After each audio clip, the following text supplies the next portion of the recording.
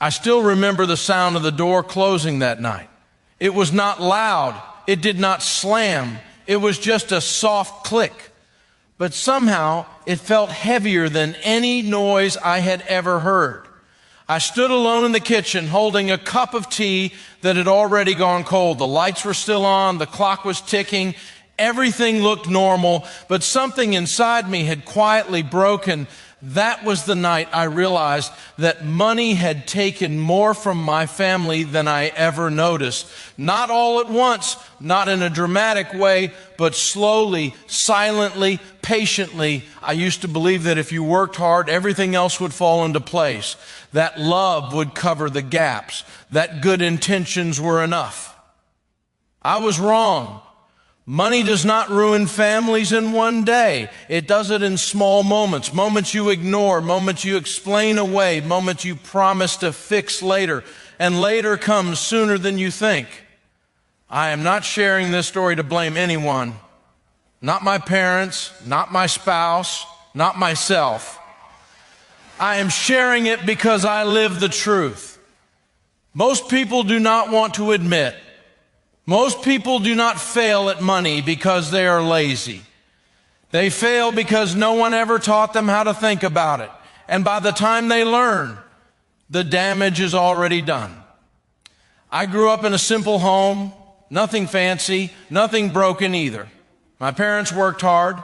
My father left early every morning and came home tired. My mother stretched every rupee, every dollar, every coin. She made magic in the kitchen with almost nothing. We were not rich, but we were not starving. At least that is what it looked like. Money was never discussed openly in our house. Bills were paid quietly. Worries were whispered late at night behind closed doors. As children, we were protected from the stress, or so my parents thought. What we actually learned was something else. We learned that money was uncomfortable, that asking questions about it was rude, that talking about it could cause fights, so we did not talk. I carried that silence into my adult life. When I got married, I promised myself things would be different. I told myself my family would never feel insecure, that love and honesty would guide us, but I also told myself something dangerous. I'll figure it out as I go. At first, life felt light. We rented a small place. We bought simple furniture. We laughed a lot. We dreamed freely. When problems came, we smiled and said, "We'll manage." And for a while, we did. When our first child was born, I held that tiny hand and felt rich in a way no bank account could explain. I remember whispering promises I did not fully understand. I'll always take care of you. I meant it. I just did not know how. Small choices started to stack up. A little spending here, a little delay there. Nothing felt dangerous on its own. When the washing machine broke, I used a credit card. When school fees came earlier than expected, I told myself I would pay it off next month. Next month always felt close enough. We never argued about money. That is what I told people. What I really meant was we avoided it. When my spouse asked, "Are we okay this month?" I would smile and say, "Yes, don't worry." I thought that was love, but love needs truth, and truth needs courage. Instead of planning, I reacted. Instead of learning, I guessed. I worked harder, took extra hours, said yes to overtime even when my body asked for rest. I believed effort alone would save us. It rarely does. One day I visited my parents. My father looked older, slower. His hand shook slightly as he held his tea. My mother smiled, but her eyes carried something heavy. I asked gently, "Are you both okay?" They nodded too quickly. Later that night, I overheard them talking in low voices, numbers, medicines, rent, worries. I felt something tighten in my chest. They had worked their whole lives. Why were they still afraid of money? That was the moment a quiet question entered my heart. What if I end up the same? Not poor, but tired, still worried, still unsure. Still telling my children everything is fine when it is not. Tension does not always shout. Sometimes it whispers. I noticed it during meals, during car rides, during small conversations. My spouse became quieter. My children asked questions I could not answer clearly. Can we go there? Why not? Maybe later. Later became a habit. I felt ashamed admitting I did not know where our money was really going. I avoided bank apps. I delayed opening messages. I told myself I was protecting my peace, but I was actually avoiding responsibility. One night, everyone was asleep. I sat on the edge of the bed, phone in hand. I finally opened the numbers I had been running from. My heart beat slowly. My breath felt shallow. This was not one big mistake. This was years of small ones. No plan, no direction, only hope. Hope is beautiful, but hope without action is fragile. I realized something painful that night. I had inherited silence about money, and I had passed it on. I did not cry. I just sat there listening to the quiet house, thinking about the years behind me and the years ahead. I did not know how to fix everything yet, but I knew one thing.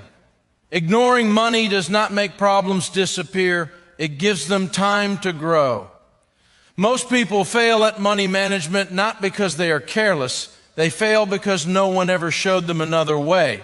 And in the next part of my story, I will tell you how those quiet habits turned into consequences I could no longer ignore. The next morning felt normal on the outside. Breakfast was made. Shoes were tied. Doors were opened and closed. Everyone moved like they always did. But inside me, something had shifted. I had seen the truth. And once you see it, you cannot unsee it. I started noticing things I had ignored for years. The way my spouse hesitated before asking about money, the way my children stopped asking for things they wanted, the way I felt a small knot in my chest every time the phone rang.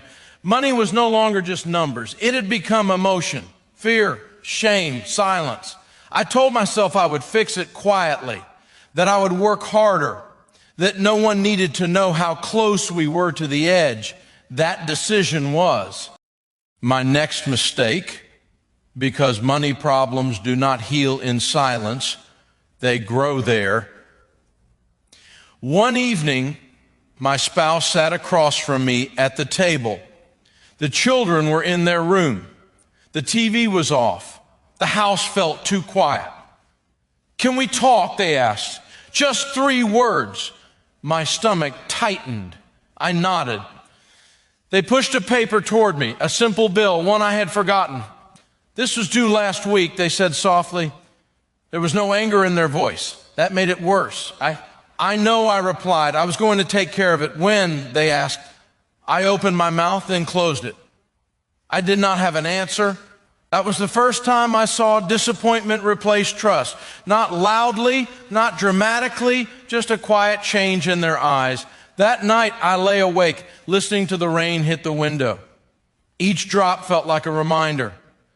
I thought about how money had slowly taken space in our home. Not on the table, not in conversation, but in our hearts. We stopped dreaming together. We stopped planning. Everything became about surviving the next month. That is how most people fail at money management, not with one big disaster, but with years of delay. At work, I smiled like nothing was wrong. People assumed I was fine. I dressed fine. I showed up on time. I did my job well. That is another truth people do not talk about. You can look successful and still be drowning. During breaks, I listened to others talk about vacations, savings, future plans. I stayed quiet. I told myself they were just luckier. They weren't. They were intentional. One afternoon, my child asked me something small.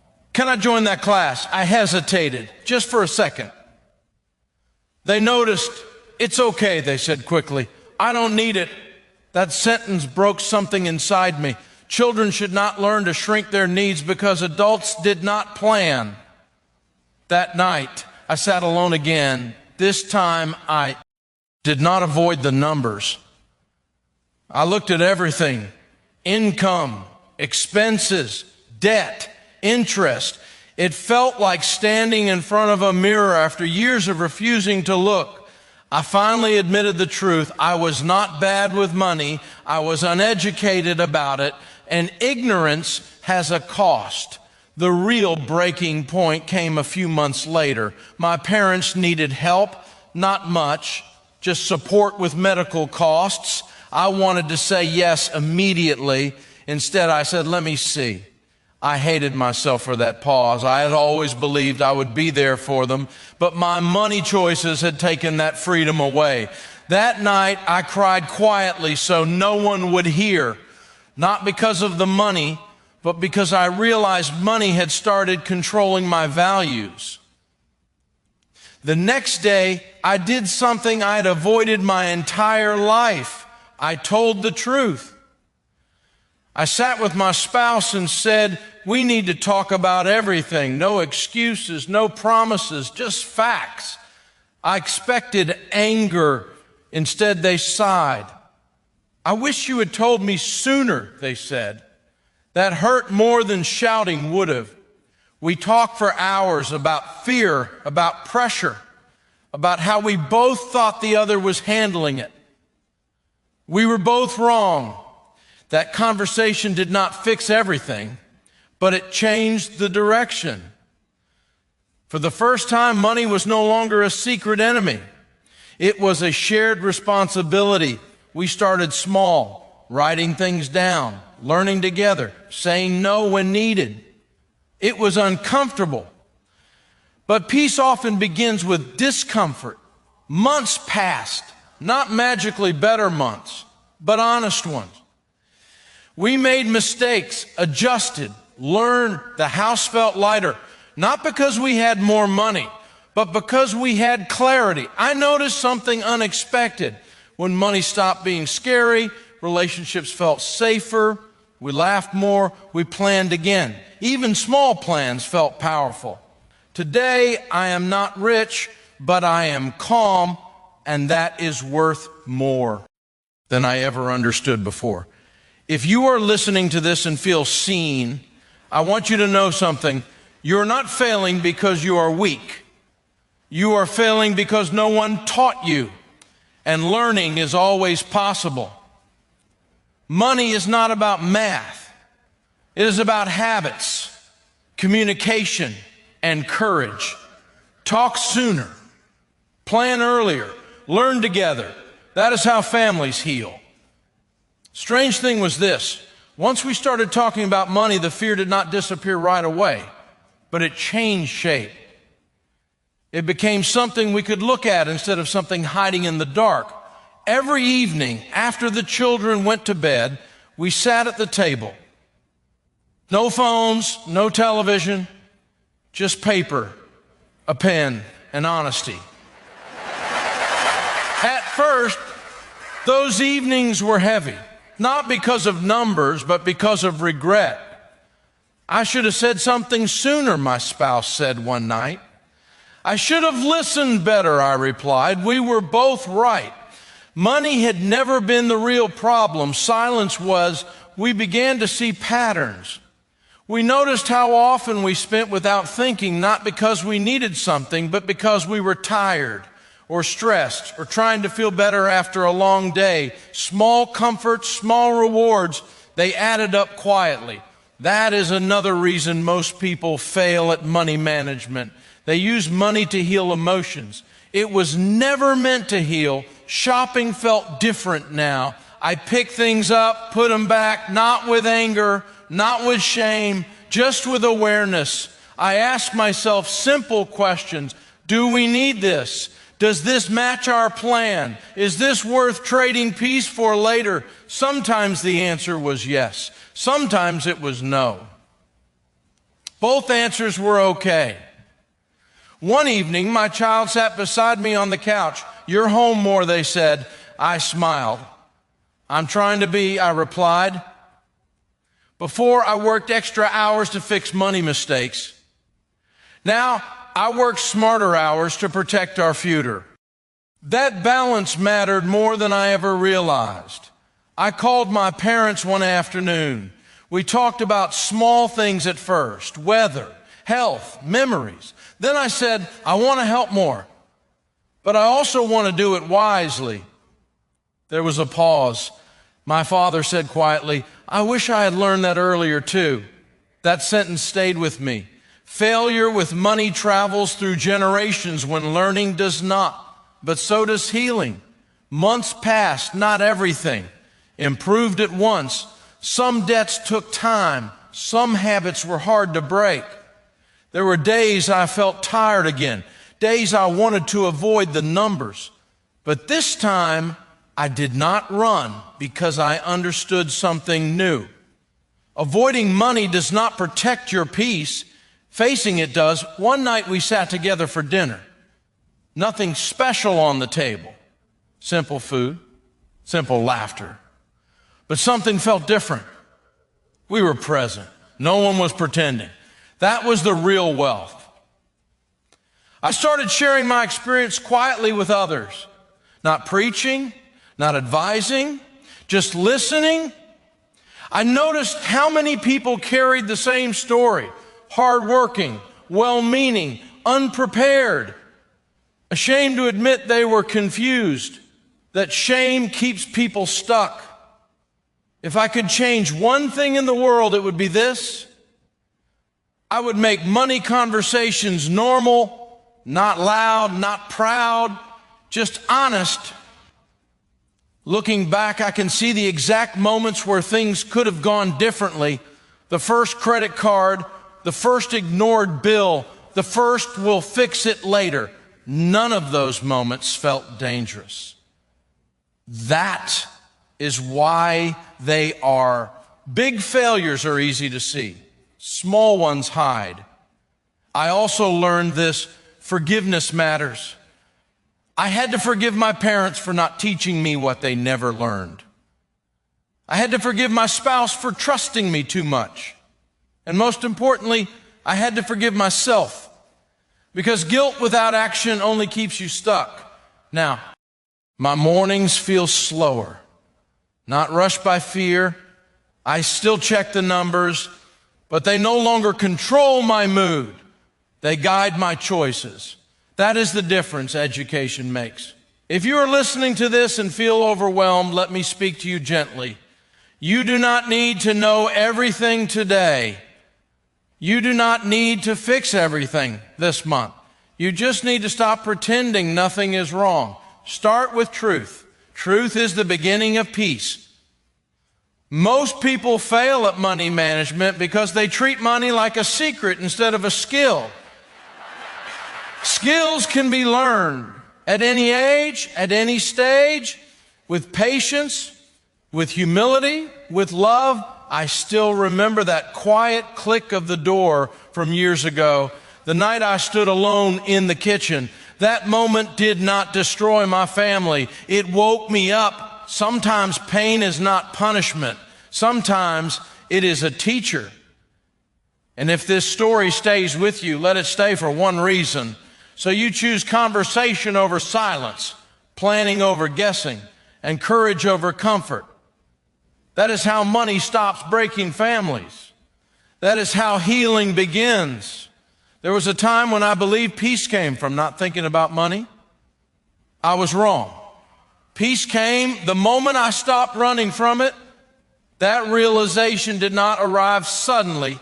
It came in small moments, spread across ordinary days, like the morning I opened my banking app without my heart racing, like the evening my spouse asked a question and I answered without guessing, like the day my child asked for something and I could explain the answer honestly without hiding behind excuses.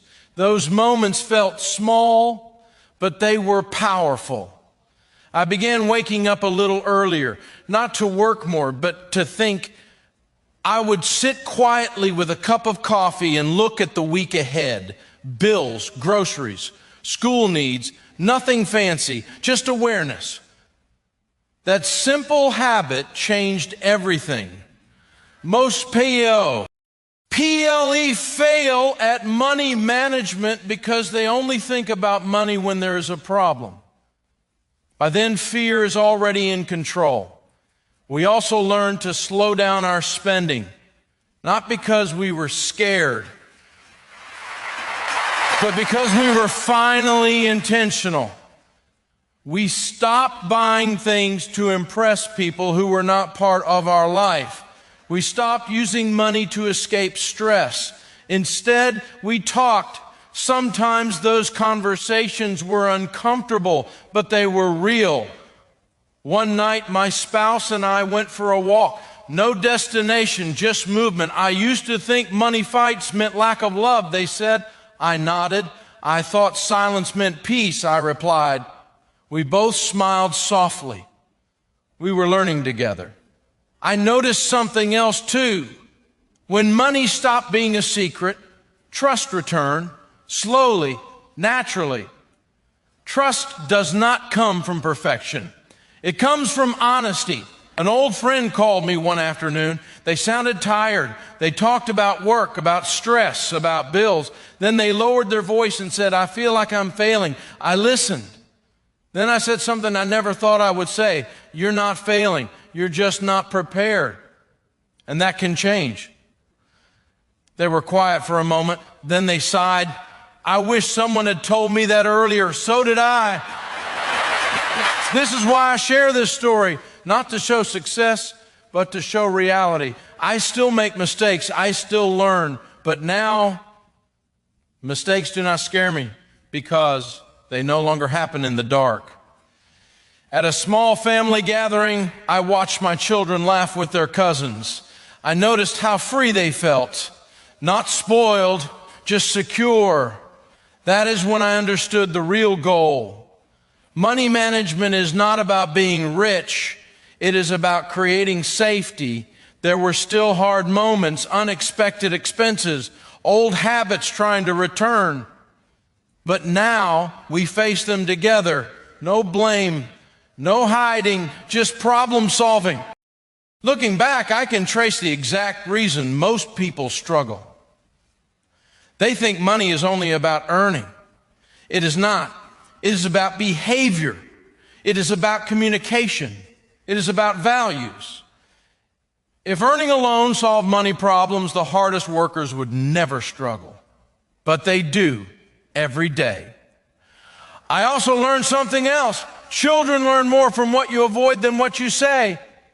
When you avoid money conversations, they learn fear. When you face them calmly, they learn confidence. I wish I had learned that sooner. One evening, my child sat beside me while I was writing. What are you doing? They asked. Planning, I said. For what? For our future. They smiled. That smile felt like success. If you're listening and feel behind, let me tell you this gently. There is no perfect time to start. There is only now. Do not wait for the next raise. Do not wait for the next year. Do not wait until it gets worse. Start with awareness. Money did not break my family. Avoidance almost did. Learning saved us, and learning is available to anyone willing to be honest. I am grateful for the struggle now, not because it was easy, but because it taught me something important. You can love deeply and still fail financially. Love alone does not manage money. But money managed with love can protect relationships. Most people fail at money management because they think it is about numbers. It is about people. It always has been. As time went on, something unexpected happened. Money stopped being the center of our conversations, not because it disappeared, but because it found its proper place. It became a tool instead of a threat, a guide instead of a judge. I remember sitting by the window one afternoon watching the light move across the floor. I thought about how different my life felt compared to a few years ago. Back then, every sound from my phone made my chest tighten. Every envelope felt heavy. Now, those same things felt neutral, important, yes, but no longer frightening. That change did not come from earning more. It came from understanding more. One of the hardest lessons I learned was patience. Money healing is slow. It does not rush just because you are ready. It moves step by step, just like trust. There were moments when progress felt invisible. Months where nothing exciting happened. No big wins, no dramatic changes, just consistency. And consistency is quiet. Then came a test. The car needed repairs, not small ones, the kind that make your heart sink. For a brief moment, the old fear returned. I felt it rise in my chest. But this time, something was different. I did not panic. I sat down. I looked at the plan. I talked. We adjusted. No shouting, no blaming, just calm decisions. That moment showed me how far we had come. I realized then that progress is not the absence of problems. It is the presence of calm when problems appear. Most people fail at money management because fear makes them rush. Fear makes them hide. Fear makes them choose comfort now over peace. Later, I had lived that life. I knew its cost. A relative reached out one evening. They were embarrassed. They spoke softly. They said they did not know who else to talk to. I listened. I did not judge. I did not lecture. I just shared my story, not advice, not rules, just experience. They said something I will never forget. I thought I was the only one. That is another reason people fail. They think struggle means isolation. It does not. It means being human. As I grew calmer with money, I noticed other parts of my life changing too. I slept better. I listened more. I reacted less. Financial stress had been leaking into everything without me noticing. When it eased, everything else softened. Our routines became simple. Meals together, walks, conversations, nothing expensive, but everything meaningful. I stopped measuring success by what we could buy. I started measuring it by how we felt in our own home. Safe, seen, supported. I also began to understand something important about failure. Failure is not falling behind. Failure is refusing to learn. I had fallen behind many times, but I was learning now, and learning changes outcomes. If I could speak to my younger self, I would not scare them. I would not shame them. I would sit beside them and say this: you are not bad with money. You are just guessing, and guessing is exhausting.